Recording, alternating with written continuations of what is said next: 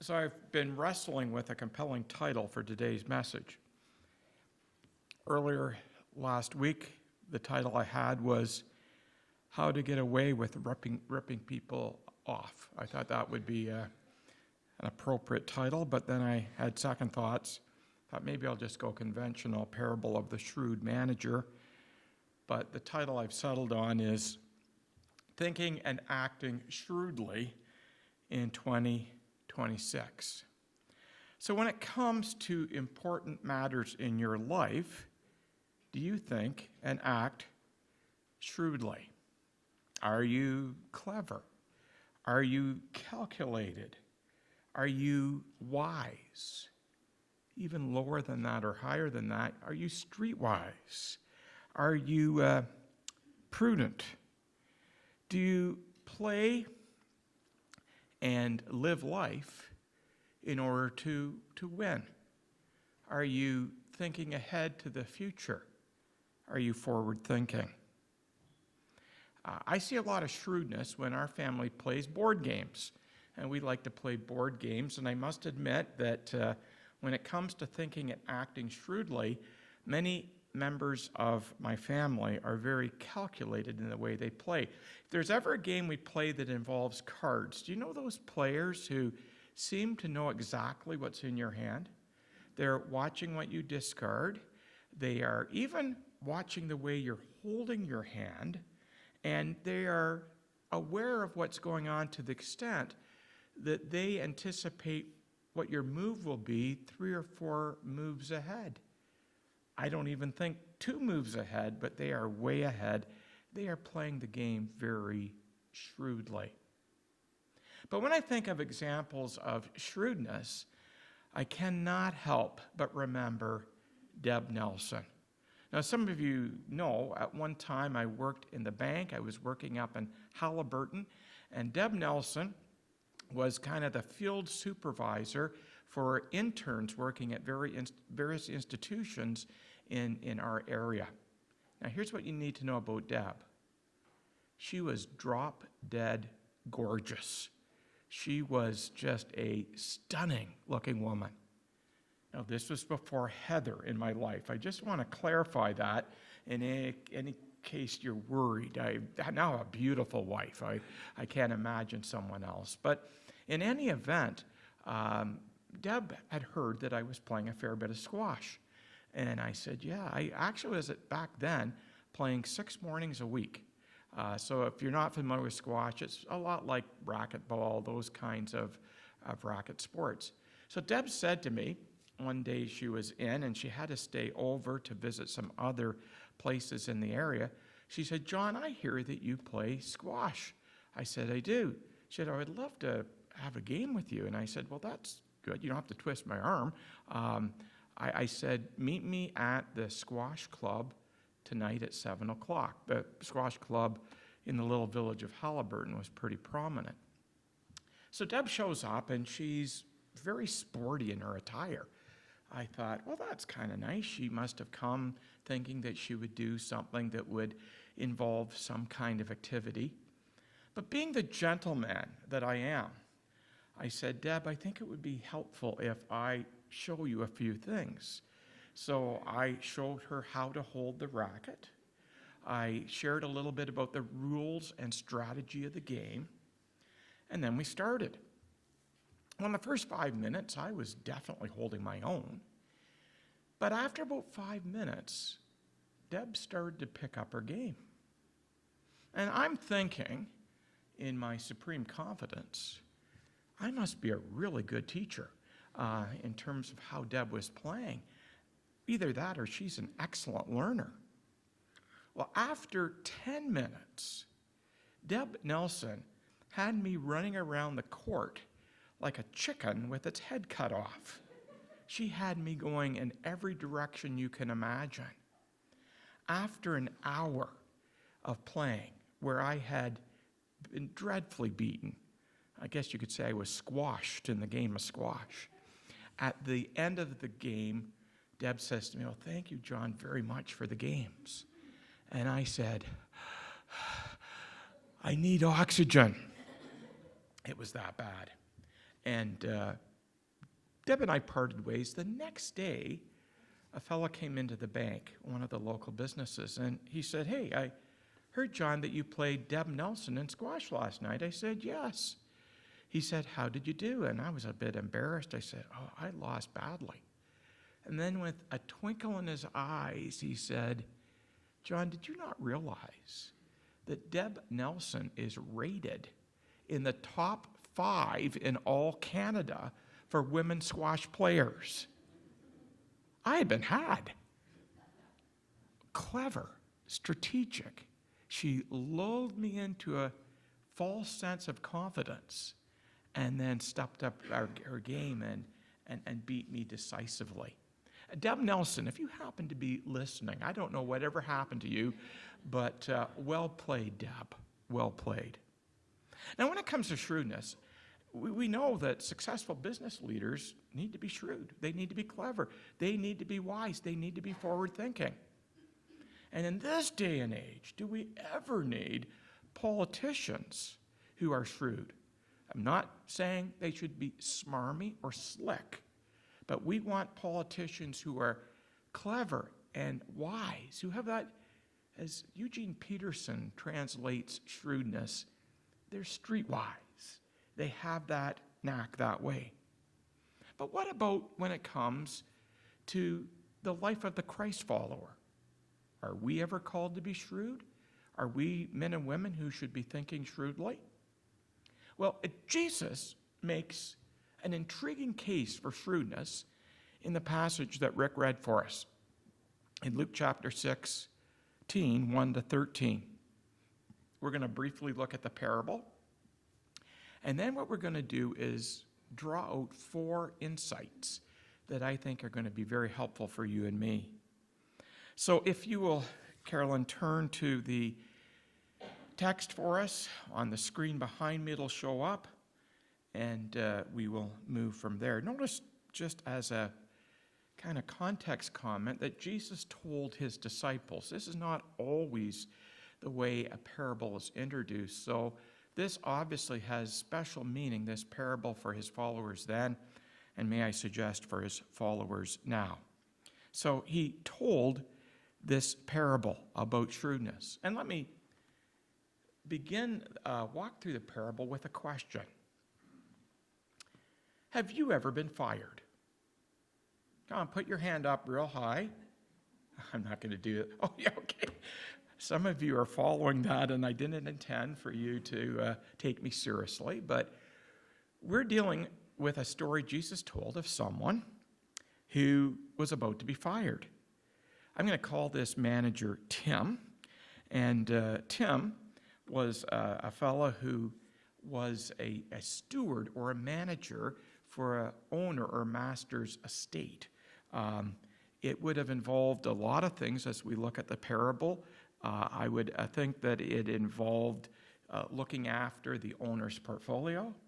It would have involved acquisitions. And I think you can make a pretty good argument that it involved accounts receivable. I always have to stop and think. Money owed to you as accounts receivable. Am I correct? Catherine, am I correct? Thank you very much. My grade 12 accounting has come into play even this morning. So we see that this was the position of the manager, but it becomes apparent in the first couple of verses as Jesus tells the parable that the guy we're going to call Tim the manager, was incompetent. And in fact, it says that he wasted his master's possessions. The word wasted there means squandered. It's the very same word that is used in the parable of the lost son. Remember, he went away to a distant land and he squandered, or he wasted away the wealth of his family. So this fellow, Tim, had acted in that way. Perhaps he was lazy. Many would say that this is where he was dishonest. He was not putting in an honest day's work for his employer. Maybe Tim showed up late to the job. Maybe he spent most of his days playing Solitude, or whatever the version of Solitude was back then. Maybe Solitaire. not solitude. You're going, how do you play solitude? Solitaire. But we get a sense there that he was not doing what he should have been doing. And we see the reaction as the master comes to him. He comes with a question in verse 2. What is this I hear about you? Give an account of your management, because you cannot be my manager any longer. So you're going to be fired, but do you have any defense? Do you have any explanation for why you've been so incompetent? And did you notice Tim, the manager, offers no defense. He is in a dilemma. He knows that he deserves to be fired, but Tim is a white-collar guy. So he goes, I can't dig. I don't even have the strength to do that. And to go out and beg at a street corner, well, that would be an embarrassment. That would be shameful. So he comes up with a solution, which you likely picked up on as we read the passage earlier. He was going to give some debtor discounts. And he anticipated that in doing this, he might be welcomed into the homes of these debtors that he had given a discount to. Now, when it says welcome into the home, it might be literally a home to get meals and to have a bed to sleep in, but it likely also means that they were estates and people's homes were their work sites. So I think he may have thought, well, if I'm doing this, I have a good potential to get a job from one of these people where I've relieved their debts. And pretty significant discount. The olive oil transaction involved the manager saying to this person, I'm going to cut it in 50% of what you owe. That's significant. And if you look at the amounts back then, it would be equivalent of about 2 or 3 years' wages and salary. So we're talking a big amount. The same with the wheat. This time it was going to be a 20% discount. So we're dealing with some significant discounts that this manager, Tim, is offering these folks. Well, here's where it gets really interesting. Verse 8. Verse 8 is one of the reasons why most scholars call this Jesus' most difficult parable. What do you do with verse 8? The master commended the dishonest manager because he had acted shrewdly. Now, I am going to estimate that in my lifetime and even over the last week, there may be around 100 different interpretations of how we understand what is being commended and why Jesus utilized this kind of story. Let me narrow it down to 3 basic approaches, 2 which I call neat and tidy. How many of you like neat and tidy? How about those of us who go, life can be messy. It's okay if there's a little bit of a paradox or an apparent contradiction. Okay, a few of you put up your hands for that. Well, one explanation is that when Tim, the manager, was offering these discounts, he was taking it from his commission. So in other words, he had not received the commission that was due him. So out of the goodness of his heart, goodwill to these potential employers, he made this kind of discount. I like that because it's quite neat and tidy. The problem is that Jesus really doesn't say anything about commissions. The second popular explanation is that the owner himself might have been dishonest. He was charging high interest fees to the bills, and Tim, the manager, came along and allowed the owner to save face by cutting out the interest. And if you know anything about Jewish law, you know that it was not appropriate to charge usury or high interest amounts to a fellow Jew. Again, that's neat and tidy, and I kind of like that explanation. The third option, which, believe it or not, I lean towards, is that Tim was dishonest. He was giving away, offering discounts that he really did not have the ability to do so. But here's the key. What the master commends is not Tim's dishonesty, but his shrewdness. Now, one of the reasons people don't like the messy option is because we wrestle with, would Jesus ever use a parable which might seem to commend dishonesty? And that's a good concern. Usually the people who are very, very concerned about this are the same people who struggle with Joshua chapter 2. Now, the women are going to address this thoroughly when they study Joshua this winter season on Thursday morning. So, Tamara, your work is cut out for you. Was it okay for Rahab to lie to protect the Jewish people? You want to get into a really good debate, talking about ethics and everything else, that's an area that you might go to. What are we going to do in a few weeks' time when we have the parable of the unjust judge in a parable where Jesus is encouraging perseverance in prayer? So I would say to you that Scripture never commends or gives a thumbs up to dishonesty. But Scripture does commend and gives a thumbs up to shrewdness. Now, some of you are thinking, John, is it possible to be dishonest and shrewd at the same time? I would argue that what Jesus is promoting is not dishonesty, but shrewdness, and honest shrewdness. So our goal in all interactions is to be honest. Jesus is not saying, this is great, this year, 2026, go ahead and rip other people off. But Jesus is saying that we are, even more than people of this world, we're to be shrewd, we're to be streetwise. We are to leverage our resources in very positive ways. And that's where Jesus goes in his explanations of this parable. So I've got 4 insights. They're going to be quick. So the first insight is we need to steward shrewdly. Did you get that? That's kind of a mouthful. We need to steward shrewdly. There's a lot of things that you and I are called to steward or manage, things that God has entrusted to us. So we think of things like money and possessions, any kind of resource. Time is a significant resource that's been entrusted to us. We look at issues like our bodies. We look at issues like spiritual gifts, all that are entrusted to us. And some of you will recall over the years we've talked about the stewardship principle. All that I am and all that I have belongs to the Lord.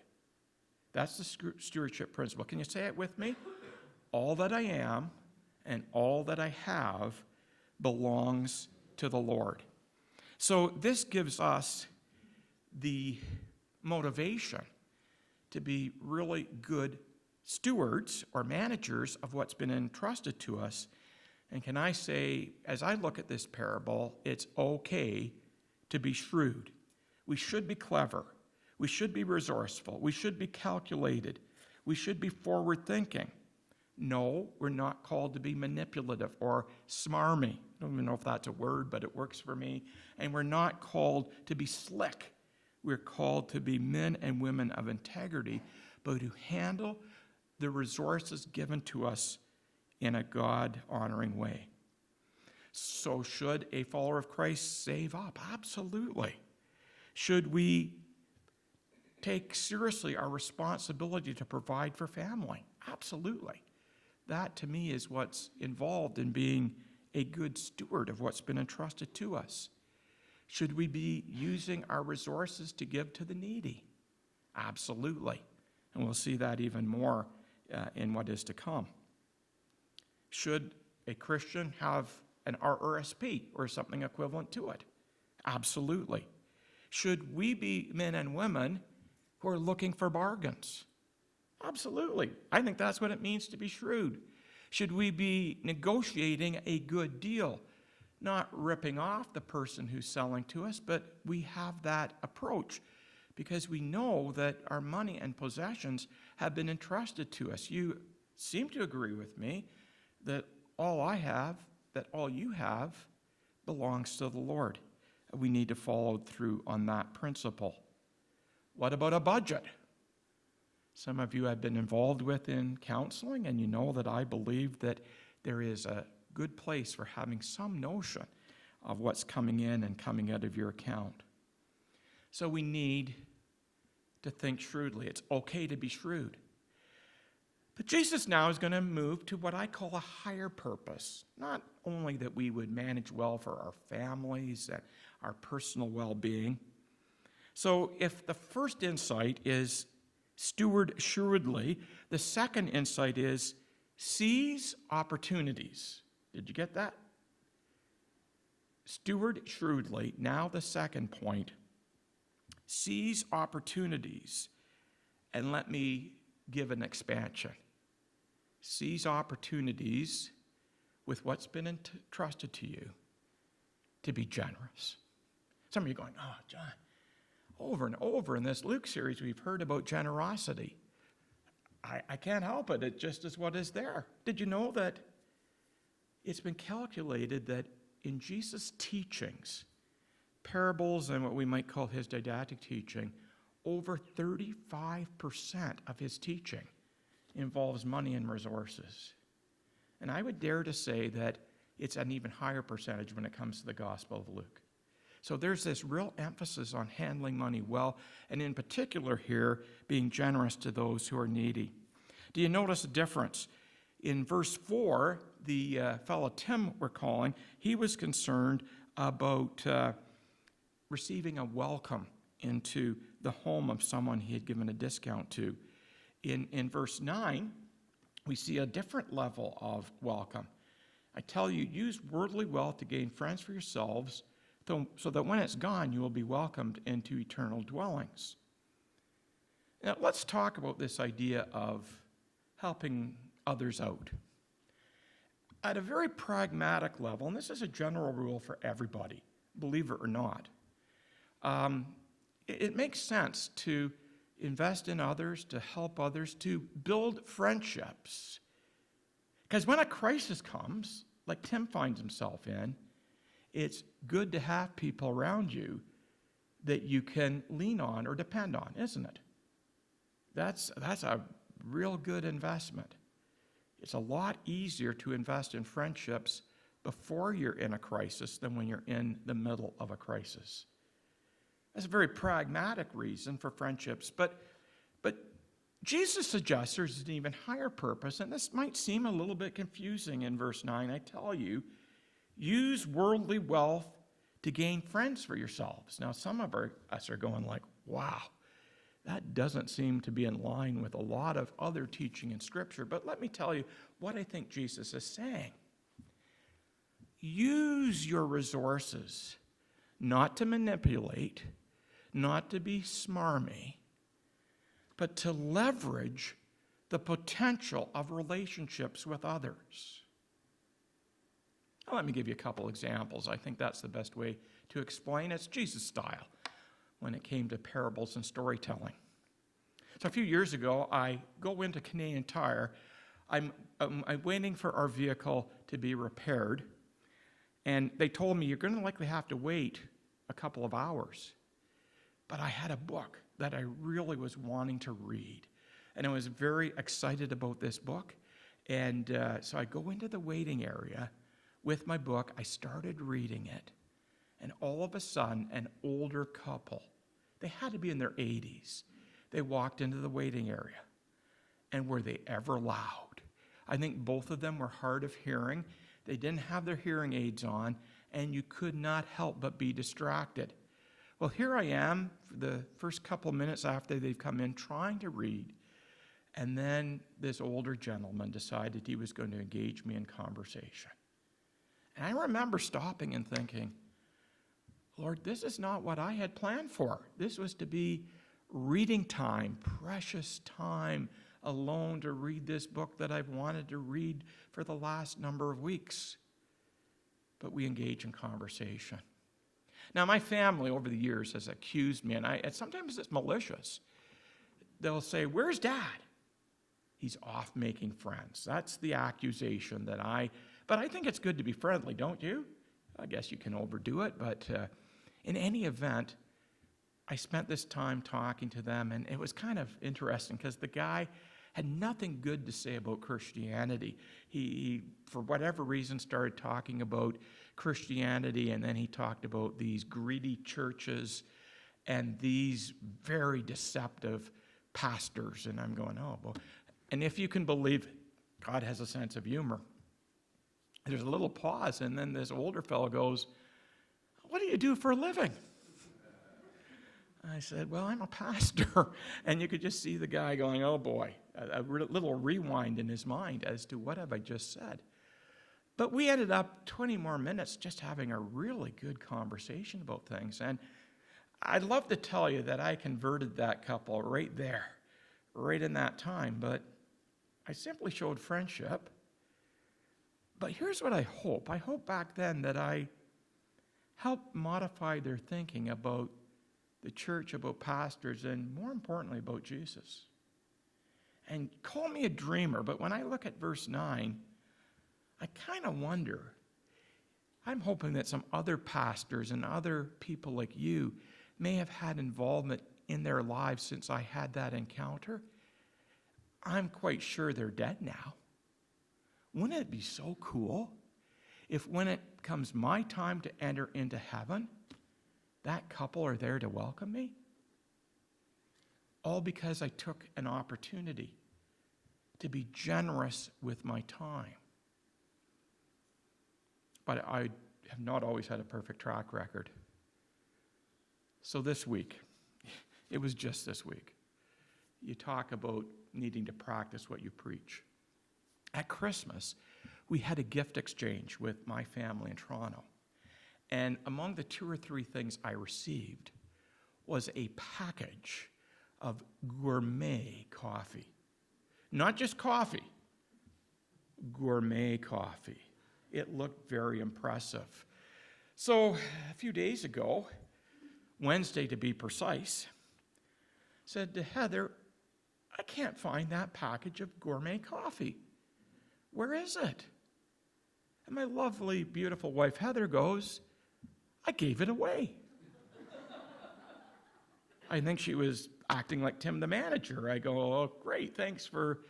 She said, "Yeah, I went into the school lunchroom and I knew there were a couple of people who really like coffee." And I said, "Would any of you like the..." And then Heather added, being very rational, which I hate, but she goes, "We don't even have the proper coffee maker for that kind of coffee."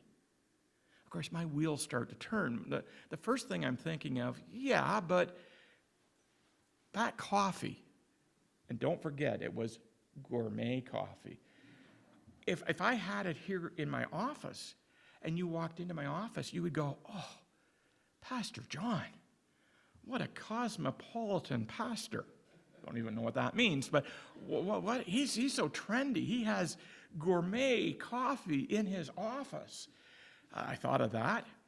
Then I thought, well, maybe I would like to have given it to one of you. Well, that wasn't going to happen, but the thought did cross my mind. Then I thought, well, I could go back to the coffee shop and make an exchange, right? A trade-off. Or even better, get some money in my pocket. Cash it in. "No, sorry, I got this as a gift, but I can't use it. Will you give me an exchange with money?" See, I saw this as an opportunity to increase my standard of living. Heather saw this as an opportunity to increase her standard of giving. And it hit me pretty hard. I thought, you know what? Those acts of goodwill are significant. And when it comes to the workplace, when it comes to family, other times where we go, you invest in goodwill, you develop goodwill so that you have these kinds of opportunities. Let me give you a classic example, just happened here about a month ago. When we do the rack banquet now 18 years in a row, I have permission from the group to get up and present the gospel. They're disappointed when I don't, if you can believe it. But I'm going to tell you, over the years, you have helped us develop goodwill. When I know that all the gift cards at their little giveaway all came from you, all from the church. And when I hear those folks talk about, they don't use the term goodwill, but they talk about the friendship of Byron Community Church. They go, there are people who volunteer to work in the kitchen. There are people who are willing to set up and take down some of the chairs. That's what I mean by investing in goodwill. So seize the opportunities with the resources you have to be generous. Now, some of you are going, as I wrap up, third point, John, I don't have a lot. There's nothing in this passage that talks about amount. And then Jesus moves in a different direction where he says, if you can be trusted with a little, then you're going to be trusted with a lot. What's a little and what's a lot?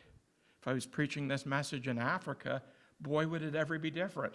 Because you know what? Every single one of you here today is very wealthy compared to folks in Africa. So you look at this and you go, yeah, the examples I gave seem minor. Like it was just an hour of my time.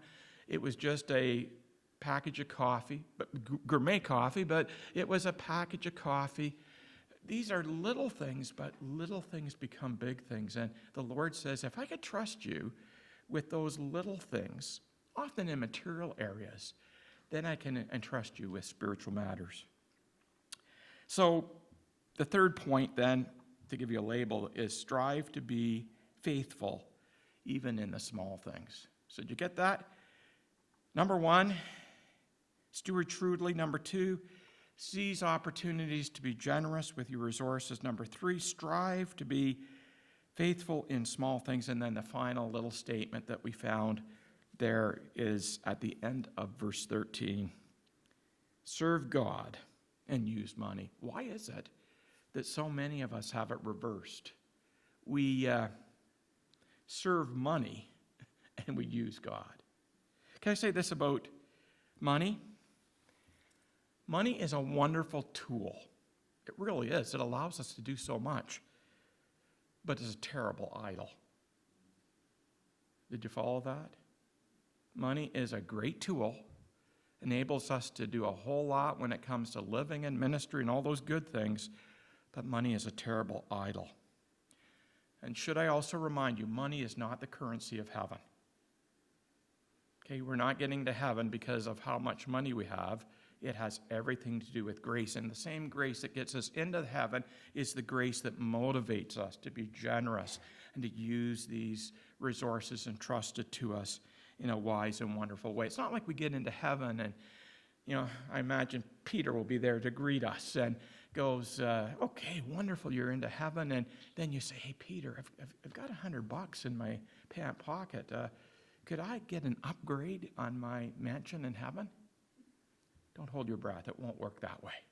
It's all about grace, and may God give us the ability to do that. My final comment is a comment I remember a student at Bible college asked me. Can you be right with God and wrong with the way you handle money? I actually think that they definitely both go together.